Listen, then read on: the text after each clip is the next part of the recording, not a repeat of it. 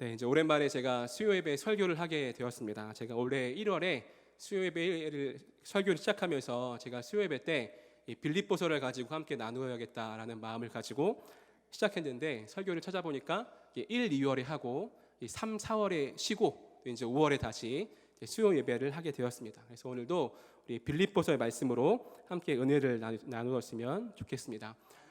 네, 감사합니다.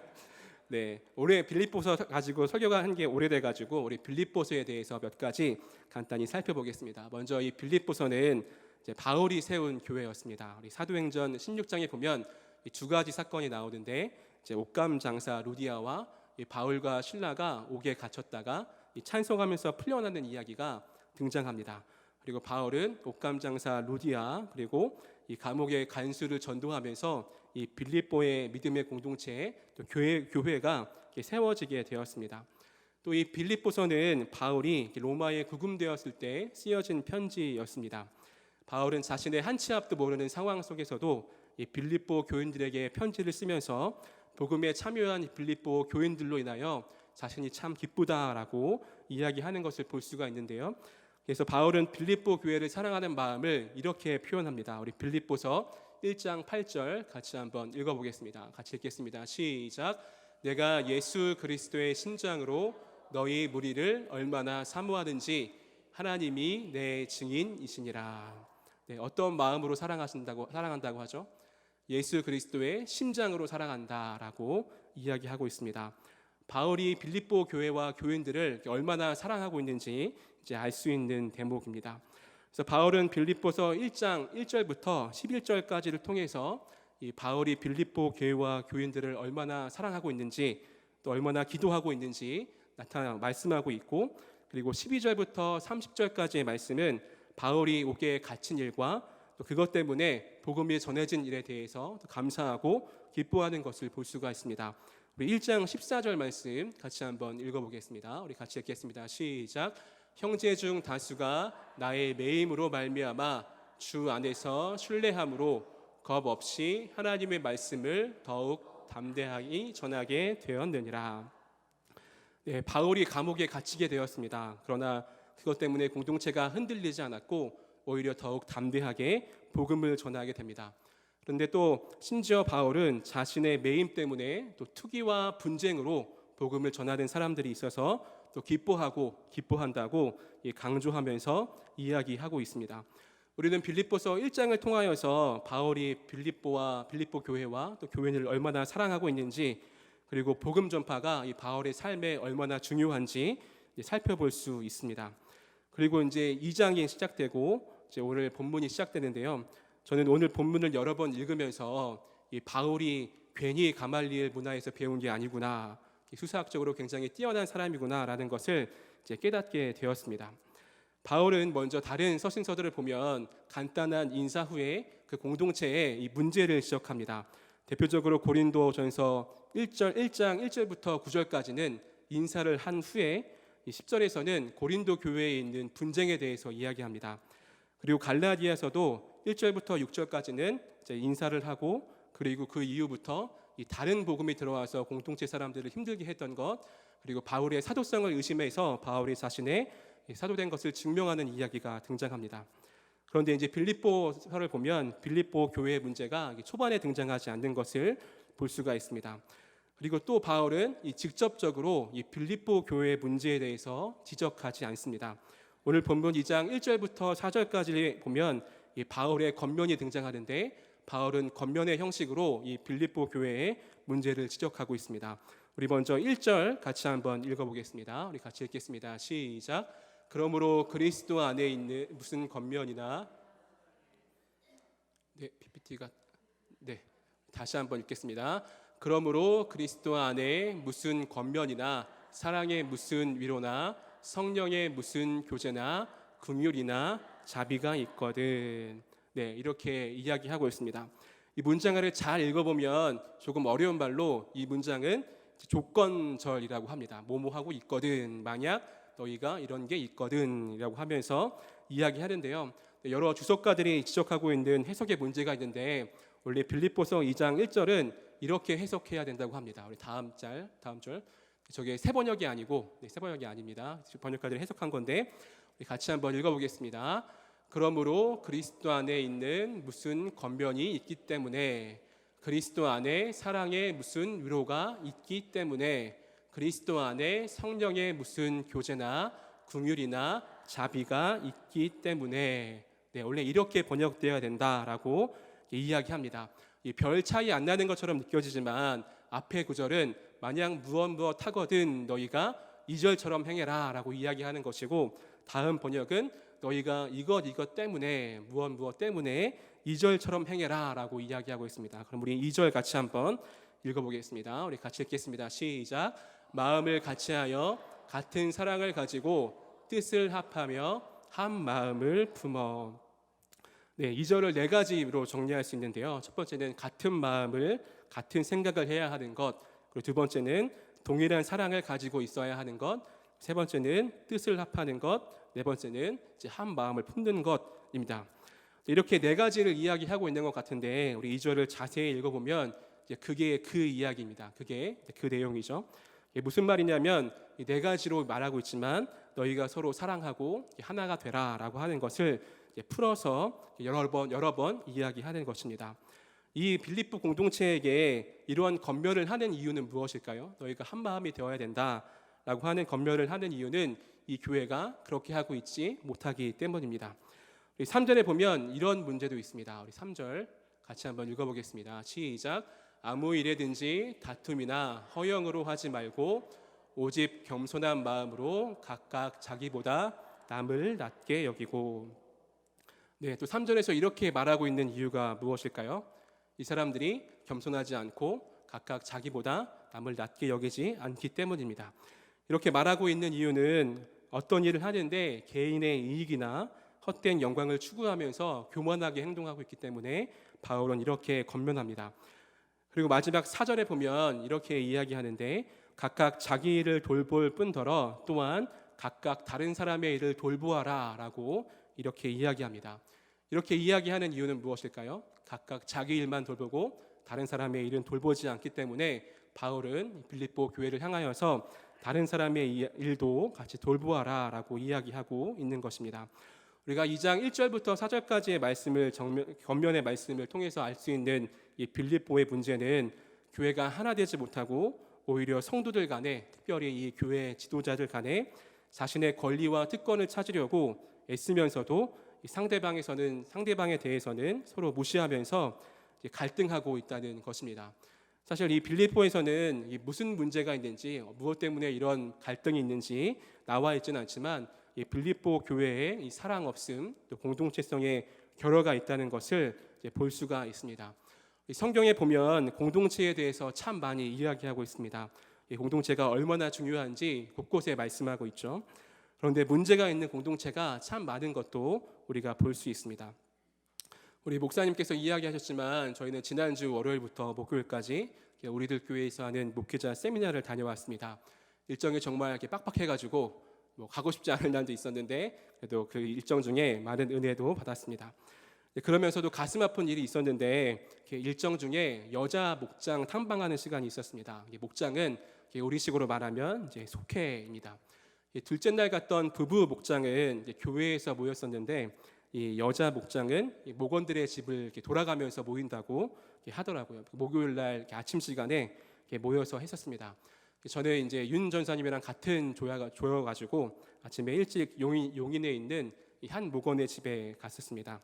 가니까 목사님 말씀하셨던 것처럼 나름도 솔직해하고 자신이 재혼한 이야기, 그리고 자기의 아이가 우상되어서 이 아이에게 섭섭한 마음을 드러내는 또 어머니 이야기, 이런 이야기를 나누었습니다. 그리고 밥도 이렇게 정성스럽게 준비해 주셔서 밥도 대접받고 또 제가 좋아하는 초코 케이크도 디저트로 주어가지고 이렇게 맛있게 먹었습니다. 제가 그 집에 딱 들어가면서 봤던 말씀 액자를 보면서 좀 안타까웠는데요. 그 액자 밑에 뭐라고 써 있었냐면 땡땡 감리교회 이렇게 써 있었습니다. 제가 직접 물어보진 못했는데 나눔하면서 하는 이야기를 들어보니까 이제 어떤 사정이 있었냐면 이 집사님이 아이들을 키우고 또 여러 가지 일을 당하면서 이 조울증이 심하게 왔다고 합니다. 이 조울증이 심하게 오니까 이제 신앙의 상태도 왔다 갔다 했던 것 같아요. 이분이 말을 하는데 다른 사람들의 눈을 못 쳐다보더라고요. 그러니까 이분이 다니던 교회에서 이분을 케어해 주지 못해서 결국 소문을 듣고 이제 우리들 교회에 왔다라고 하는 이야기를 들었습니다.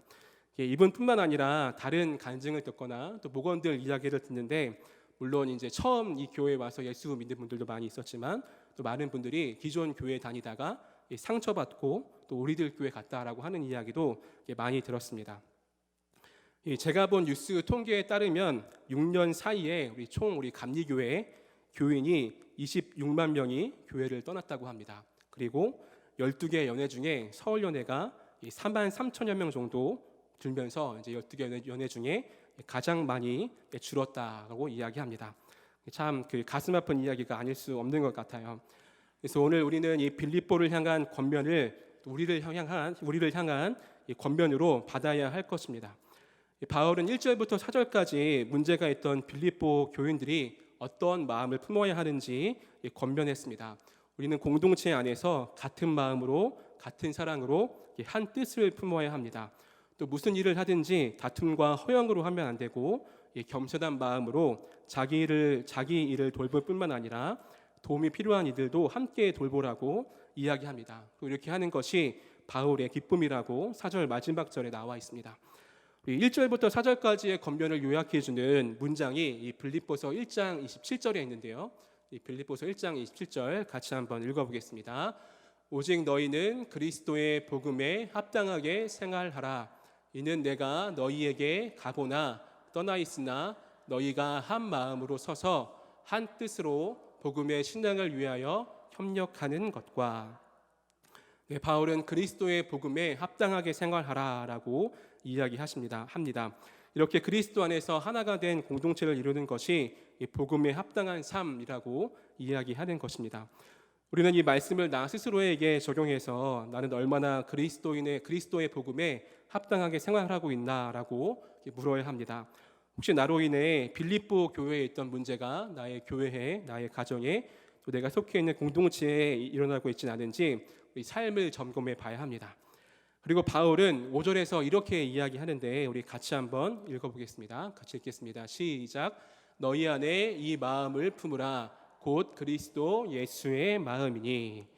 바울은 1절부터 4절까지의 권면의 말씀, 그 마음을 품으라라고 이야기합니다. 그게 곧 누구의 마음인가요? 그리스도 예수의 마음이다라고 바울은 이야기합니다. 즉 다시 말하면 1절부터 4절까지 나와 있는 바울의 권면은 예수님의 마음인 것을 알 수가 있습니다. 바울은 그 공동체에 누구를 소개하면서 너희가 이분을 따라야 된다라고 이야기하냐면 이제 모범 되시는 예수 그리스도를 따라야 한다라고 하는 것을 우리가 말씀을 통해서 알 수 있는데요. 우리가 이어지는 말씀 6절부터 11절까지의 말씀을 통하여서 바울은 예수 그리스도를 소개하면서 빌립보 교인들이 받아야 할 예수님의 삶과 그 인격에 대해서 이야기합니다. 첫 번째는 6절인데요. 우리 같이 6절 같이 읽어보겠습니다. 시작. 그는 근본 하나님의 본체시나 하나님과 동등됨을 취할 것으로 여기지 아니하시고. 6절을 통하여서 예수 그리스도의 성육신 전의 모습, 이 땅에 오시기 전의 모습을 살펴볼 수 있습니다. 예수님은 하나님과 본체셨습니다. 우리가 다 알고 있듯이 예수님은 하나님이셨죠. 충분히 하나님과 함께 계시면서 영광을 누리실 수 있는 분이셨습니다. 그런데 하나님과 동등됨을 취할 것으로 여기지 아니하셨다라고 말씀하시는데요. 이 세번역 성경에 보니까 하나님과 동등함을 당연하게 생각하지 않으셨다라고 이야기합니다. 이 하나님과 동등하려고 했던 사람을 뽑으라고 한다면 이제 아담을 뽑을 수 있을 것입니다. 아담은 처음 사람으로 지어졌고 이제 하나님과 완벽한 교제를 누리고 있었습니다. 그러나 이 하나님과 같아지려고 하는 이 마음 때문에, 또 하나님과 동등하고 싶은 그 마음 때문에, 그 욕망 때문에 죄를 범하였고, 모든 것이 완벽했고 무엇보다 하나님과의 교제가 완벽했던 그 에덴 동산에서 쫓겨나는 것을 우리가 말씀을 통해 알 수 있습니다. 우리가 그런 점에서 예수님의 성육신이 얼마나 놀랍고 위대한 것인지 깨달을 수 있습니다. 두 번째로는 7, 8절 나와 있는데 우리 같이 한번 읽어보겠습니다. 우리 같이 읽겠습니다. 시작. 오히려 자기를 비워 종의 형체를 가지사 사람들과 같이 되셨고 사람의 모양으로 나타나사 자기를 낮추시고 죽기까지 복종하셨으니 곧 십자가에 죽으심이라. 네, 두 번째는 예수님이 이 땅에 오신 성육신, 그리고 예수님의 겸손, 그리고 고난, 십자가를 볼 수 있습니다. 이 하나님과 동등하신 예수님이 이 땅에 친히 오셨는데 이 연약한 육신을 입으신 것은 물론이고 자기를 낮추시고 또 죽기까지 복종하셨다라고 이야기하고 있습니다. 여기서 죽기까지 복종하셨다라고 하는 헬라어의 의미에는 하나님께 대한 절대적인 순종의 의미가 있습니다.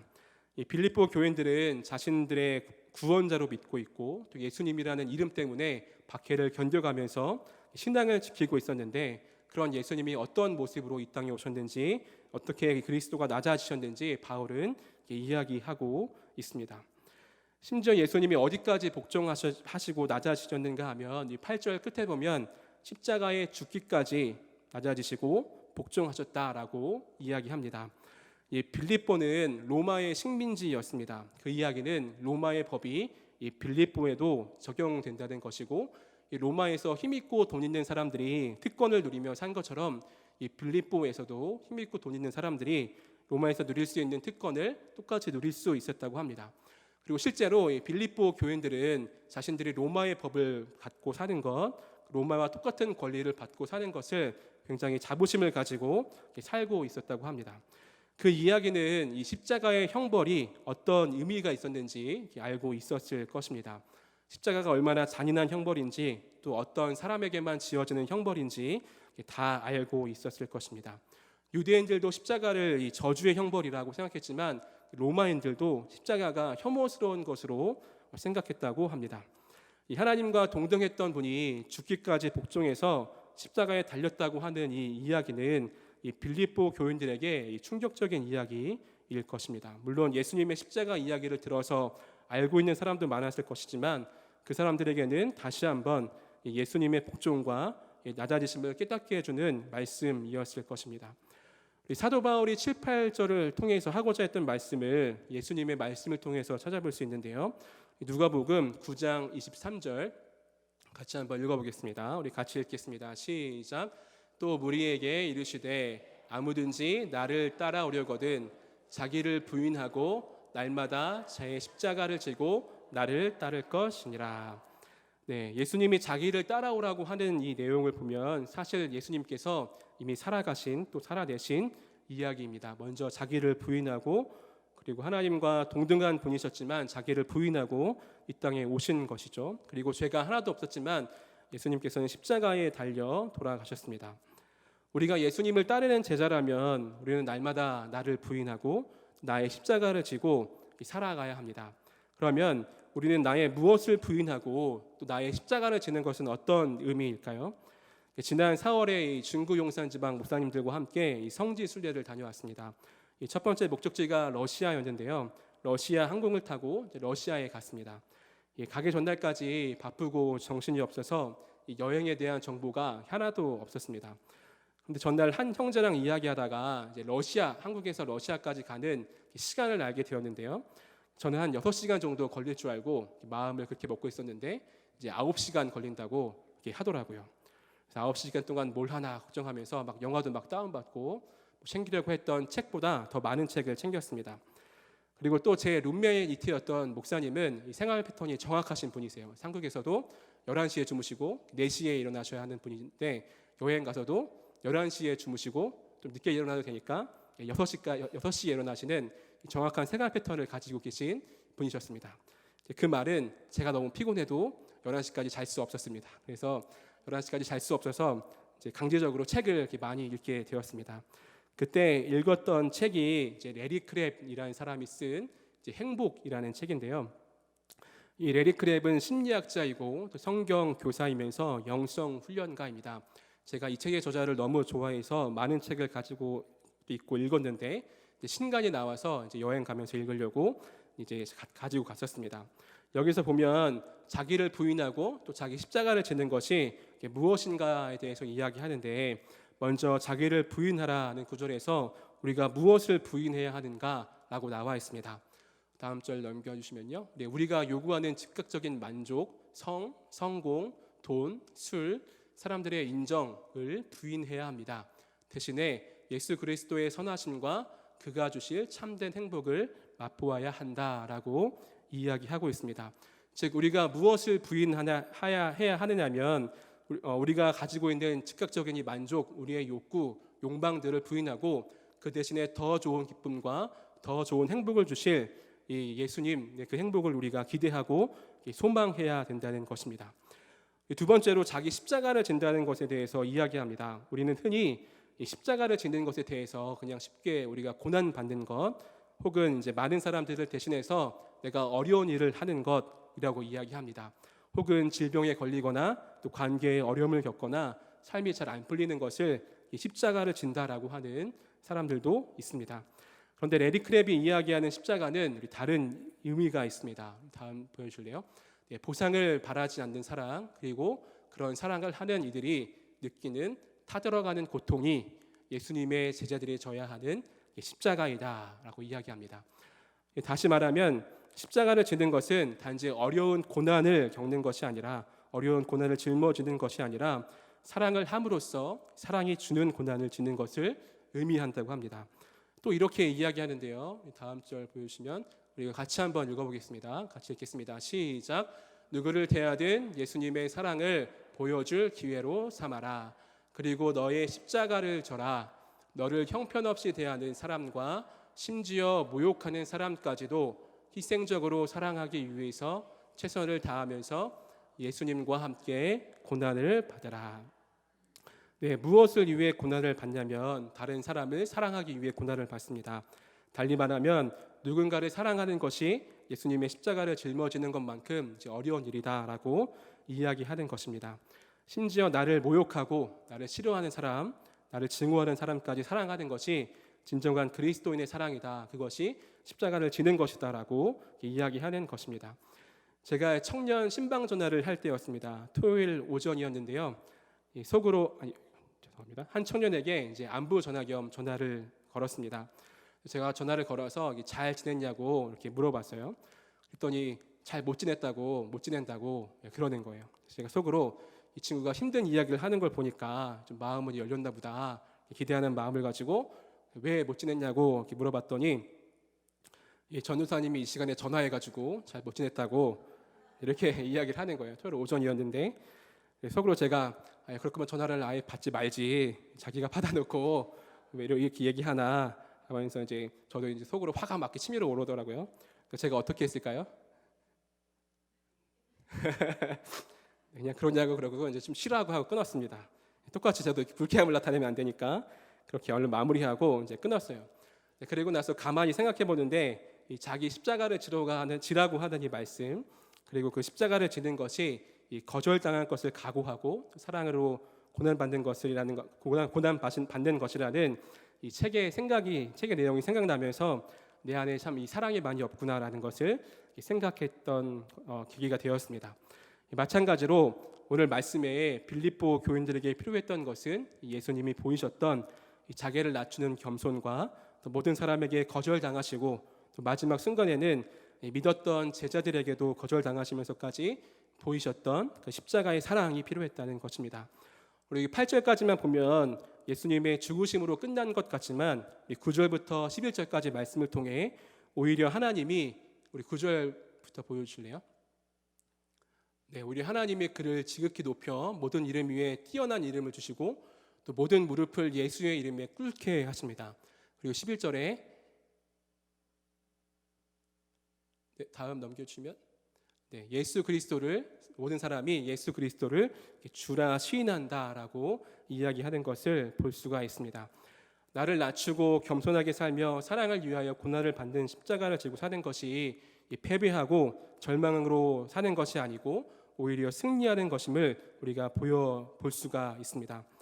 그래서 6절부터 11절까지의 말씀은 단지 예수님을 우리의 구원자라고 소개하는 것뿐만 아니라 이 빌립보 교인들을 향하여서 예수님이 어떤 삶을 사셨는지, 또 우리가 예수님의 삶에서 무엇을 본받아야 하는지, 예수님이 어떻게 삶의 모델이 되시는 것인지 말씀을 통해서 강조하는 것을 볼 수가 있습니다. 이제 말씀을 정리하려고 하는데요. 이 빌립보 교회는 바울이 너무나도 사랑하는 교회였습니다. 그리스도의 신장으로 사랑하는 교회였습니다. 그러나 그들은 서로 사랑하지 않고 한마음 되지 못했고 교만하여 나만 최고로 여기고 나의 일만 돌보고 다른 사람의 일은 돌보지 못하는 그런 이기적인 공동체였습니다. 혹시 내 삶에 그리고 우리 교회 안에 이 빌립보 교회와 같은 문제가 있다면 우리는 바울의 권면처럼 또 예수 그리스도의 마음을 품기를 소망합니다. 그리고 그 마음은 자기를 낮추는 것이고 자기를 부인하는 것입니다. 예수님이 보여주실 더 큰 행복과 은혜를 위해 나의 즉각적인 만족, 욕망들을 부인하는 것입니다. 그리고 고난을 각오하고 좁은 길을 걸으면서 사랑하기로 선택하는 것입니다. 세상적으로는 별 볼 일 없는 삶 같지만 오히려 하나님이 높이시고 승리하는 삶입니다. 우리 모두가 예수 그리스도의 마음을 품고 예수님이 보이셨던 자기 부인과 겸손 그리고 사랑을 본받을 수 있는 우리 모두가 되기를 간절히 소망합니다.